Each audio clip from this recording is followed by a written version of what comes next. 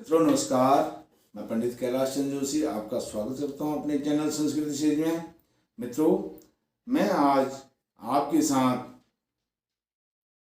एक बहुत महत्वपूर्ण विषय पर चर्चा करने वाला हूं। वह विषय है सनातन में विज्ञान, साइंस।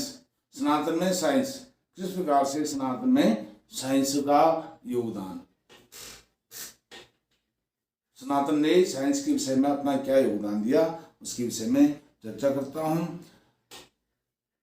मित्रों, यदि आप पहली बार मेरे चैनल पर आए हैं, कृपया मेरे चैनल को सब्सक्राइब जरूर करें और बेल आइकन को जरूर दबाएं ताकि आगामी वीडियोस की नोटिफिकेशन सबसे पहले आपको प्राप्त हो। मित्रों, मैं जो साइंस की बात कर रहा हूं, सनातन में साइंस, सनातन ने इस संसार को, दुनिया को बहुत कुछ दिया है और उसमें से जो महत्वपूर्ण है वह साइंस है, विज्ञान है।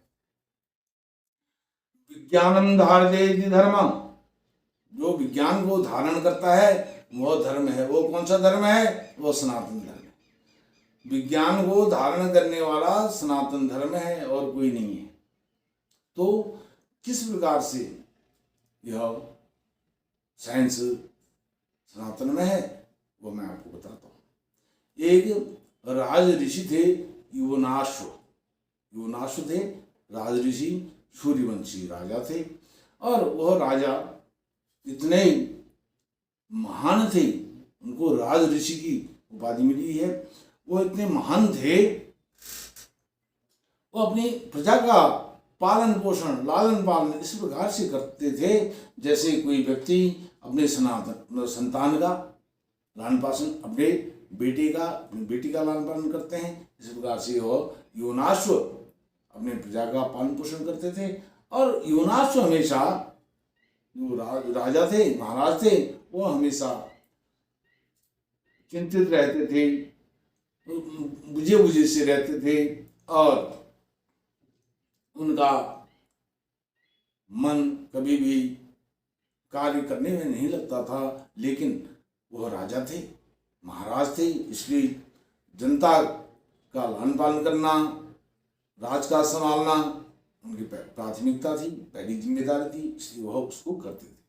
तो हमेशा जब इस तरह से रूठे से रहते थे, बुझे से रहते थे, उनका चित्त कहीं लगता नहीं था, तो वह हमेशा मंदिर में रहते थे, मठ में जाते थे, वहाँ ऋषि मुनियों के साथ रहते थे, ब्राह्मणों के साथ रहते थे, साधु संतों के साथ, महात्माओं के साथ वह अपना जीवन व्यतीत किया करते थे। अधिकांश अपना समय जब वो ऐसे व्यतीत करते थे तो जो महात्मा हैं, संत हैं, उन्होंने राजा युवनाश्व से पूछा, महाराज आप ने विद्वान राजा हैं, राज ऋषि हैं, महात्मा स्वरूप आप हैं, भगवत स्वरूप हैं, आप इतना समय व्यतीत हमारे साथ, हम तो फक्कड़ हैं, हमारे साथ क्यों व्यतीत करते हैं?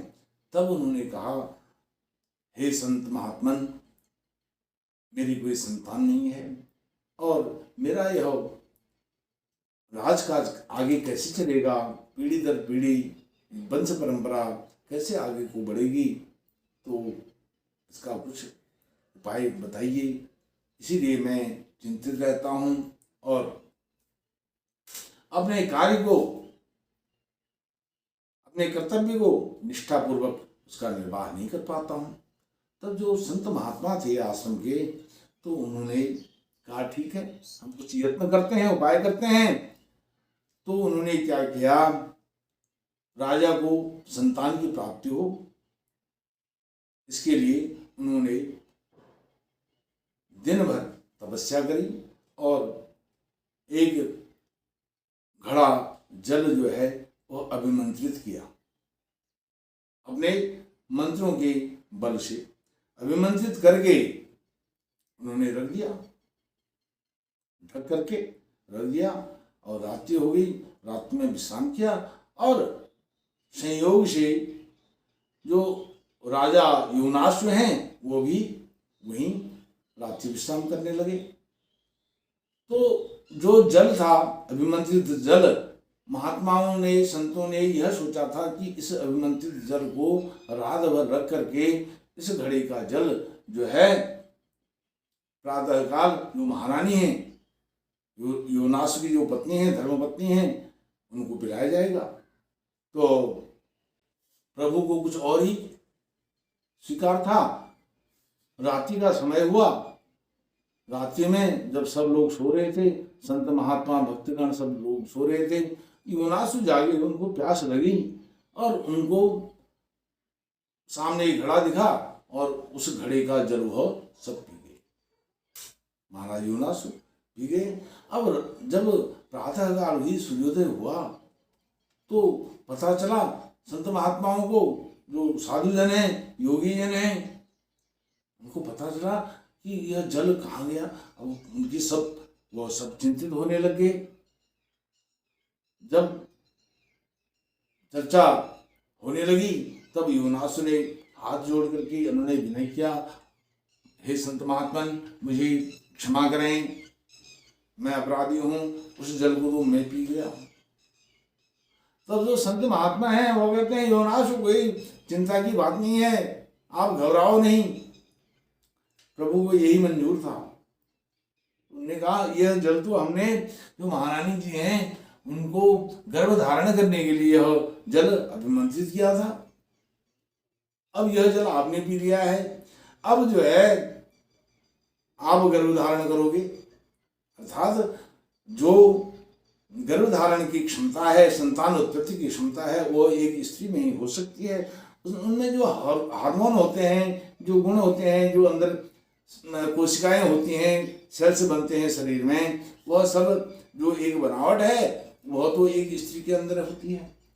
लेकिन वह साइंस, इतना उनका साइंस मजबूत था, स्ट्रॉन्ग था, उस जल में इतना उन्होंने मंत्रों की जो शक्ति थी, जो मंत्रभूत जल था, उस जल से योनास ने गर्भ धारण किया। और 10वें महीने में अब जब संतान उत्पत्ति का समय आया, बालक का जो बालक है गर्भ में है महाराज योनासु के, उसके जन्म का समय आया, तब जो वहां पर लोग थे,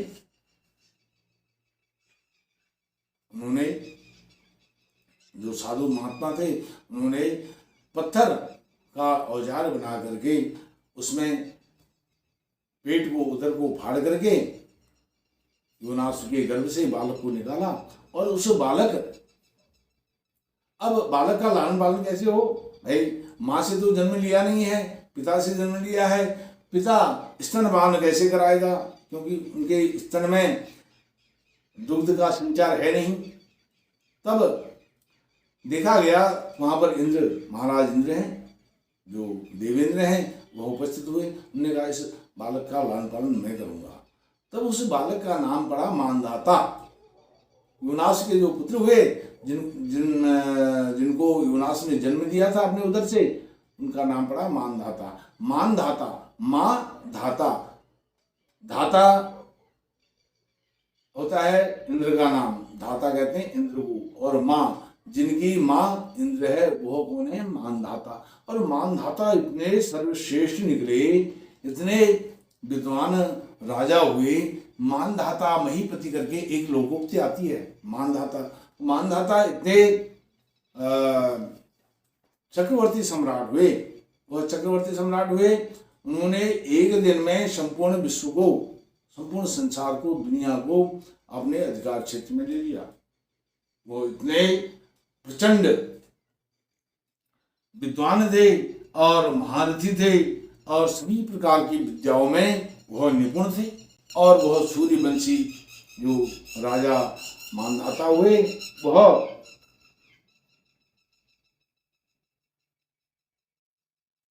उनके एक दिन में संपूर्ण सृष्टि को अपने अधिकार क्षेत्र में लेने के कारण इस सृष्टि का जो नाम पड़ा मानधाता क्षेत्र का कहलाया। संपूर्ण विश्व ब्रह्मांड यह मानधाता क्षेत्र के नाम से विख्यात हुआ। तो मैंने जो आपको बताया मानधाता के जन्म के विषय में, यह एक आश्चर्य है। हमें आश्चर्य, बहुत सारे आश्चर्य बताए जाते हैं, 7 आश्चर्य, दुनिया के 7 आश्चर्य। अरे भाई, दुनिया के 7 आश्चर्य नहीं हैं, हमारे भारतवर्ष के सैकड़ों आश्चर्य हैं। हम ऐसे ऐसे आश्चर्य, हजारों आश्चर्य हैं, 7 नहीं सैकड़ों हैं, हजारों हैं, लाखों आश्चर्य हैं। उन पर हम बात करें तो एक प्योर साइंस वहाँ से हमको मिलता है। इस प्रकार से जो सनातन ने हमको दिया है, साइंस दिया है, प्योर साइंस दिया है, इस पर गवेषणा करने की ज़रूरत है, रिसर्च करने की ज़रूरत है, शोध करने की ज़रूरत है।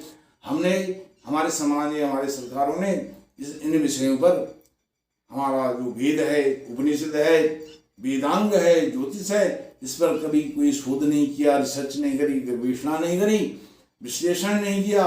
इस कारण से यह लुप्त प्राय हो गया है।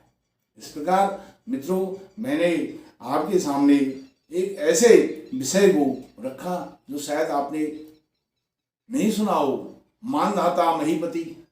हम बचपन से यह सुनते आते हैं, सुनते हुए आए हैं, मानधाता महीपति। इस प्रकार से हमें अपने सनातन के प्रति, अपने धर्माचार्यों के प्रति, अपने साधु महात्मा संत जनों के प्रति कृतज्ञ होना चाहिए और उनका अभिवादन करना चाहिए, उनको नतमस्तक हमें होना चाहिए। इस प्रकार आपने मुझे इस विषय पर सुना। आप मेरी इस वीडियो को लाइक करें, शेयर करें, कमेंट करें और मेरे चैनल को सब्सक्राइब जरूर करें। मैं अपनी वाणी को विराम देता हूँ। नमस्कार।